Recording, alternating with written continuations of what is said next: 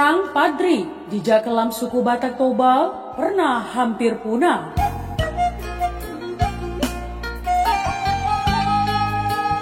Ya, berbicara tentang suku Batak, ibarat menjelajah sebuah aliran sungai yang tidak berujung. Ada banyak cerita ataupun sejarah yang berhubungan dengan salah satu suku bangsa Indonesia ini terputus, bahkan datang tanpa sumber yang jelas. Ya, mulai dari asal-usul, sejarah, dan peradabannya, hampir tidak satu pun bisa dirangkai menjadi sebuah cerita utuh yang dapat dipercaya kebenarannya.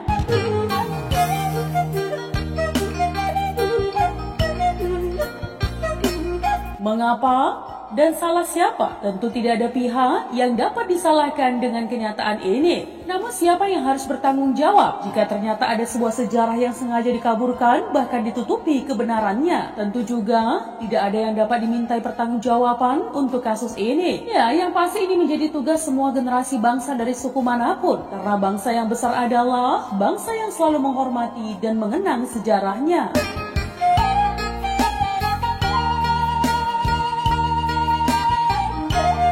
Ya, ada apa dengan suku Batak Toba? Menurut Samuel Hutagalung dalam bukunya berjudul Zending Rasisme dan Kolonialisme, orang-orang Batak Toba telah mengalami banyak penindasan dan pergumulan era pra-agama. Bahkan dalam sebuah catatan awal melaporkan adanya migrasi dari selatan Tapanuli ke arah utara. Ya, migrasi ini sebagai akibat serangan mematikan dari pasukan Padri yang dipimpin Imam Bonjol bagi Batak Mandailing yang menolak menerima perintahnya.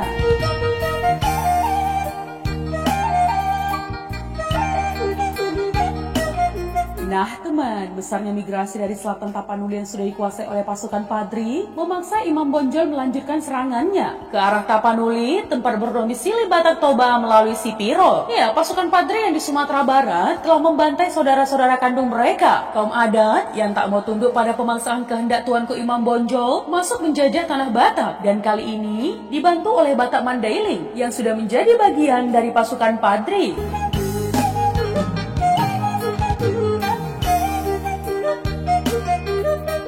Raja Sisingamangaraja X dipenggal oleh kaum Monjo atau Bonjol ini dan kediamannya di Bakara telah dihancurkan. Ya, seorang saksi hidup marga Daule dari Mandailing melaporkan kebiadaban pasukan Padri. Tak terhitung lagi banyaknya orang yang tewas disembelih Padri. Ribuan rumah dibakar Padri di kampung itu. Lebih 1.000 orang diikat Padri untuk dijual sebagai budak.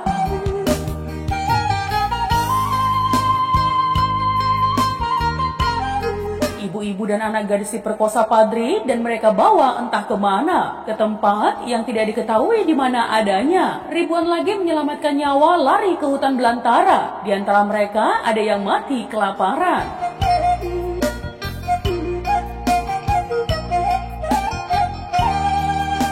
Seorang wanita yang berhasil lari dari tawanan tentara penjajah Padri melaporkan bahwa tuanku Imam Bonjol punya 3 orang istri dan 4 selir. Seorang istri Imam Bonjol mau melarikan diri, tetapi dibunuh oleh anak Imam Bonjol, yakni Sultan Sedi. Pada masa itu pasukan Padri punya kebiasaan menculik wanita-wanita Batak untuk dijual sebagai budak. Jelaslah kehidupan bangsa Batak, khususnya Batak Toba, bukanlah kehidupan aman dan damai di era pra-agama.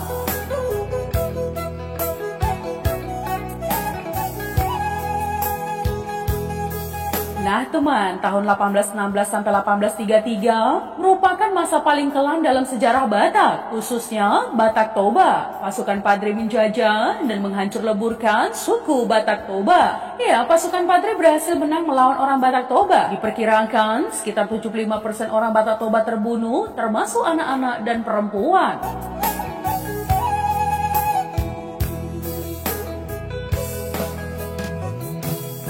Ya, sisanya 25% yang tersisa adalah mereka-mereka yang melarikan diri ke hutan dan kelompok-kelompok yang tunduk pada pasukan Padri. Kekalahan telak suku Batak Toba ini tidak membuat pasukan Padri berhenti menghancurkan tanah Batak. Pasukan Padri bermaksud menjadikan utara Tapanuli sama seperti daerah selatan yang sudah lebih dulu tunduk kepadanya.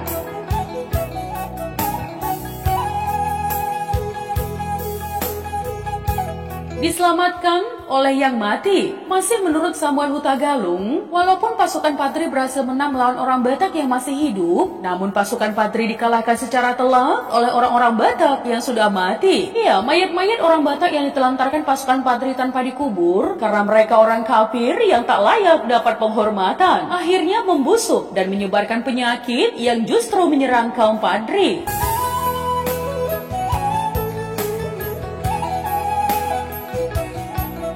Nah teman, terpaksa pasukan Padri mundur hingga ke Mandailing dengan korban jiwa yang cukup besar pada pasukannya. Ya, kemunduran pasukan Padri dari tanah Batak Toba meninggalkan banyak kepedihan, duka dan trauma yang mendalam akibat pembunuhan massal ala Padri ini mengakibatkan orang-orang Batak Toba menjadi orang-orang yang penuh kecurigaan, menutup diri pada dunia luar sampai era waktu yang tidak jelas. Karena terbukti sekarang, orang-orang Batak adalah orang-orang yang sudah terbuka terhadap dunia luar.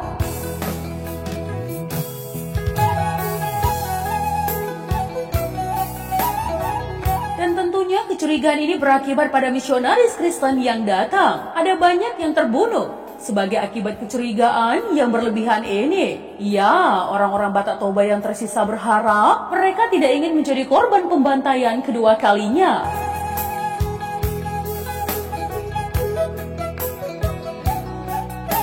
Bangsa yang besar adalah bangsa yang menghargai sejarahnya. Nah teman, sebagai generasi muda Indonesia sekaligus generasi muda Batak, tentu sejarah ini sangat menyakitkan sekali. Bisa dibayangkan teman, sesama suku bangsa saling melakukan pembunuhan yang saya sendiri mengategorikan ini sebagai genosida. Ya, sayangnya kisah ini tidak masuk dalam buku-buku sejarah Indonesia, namun pasti tercatat dalam sejarah dunia.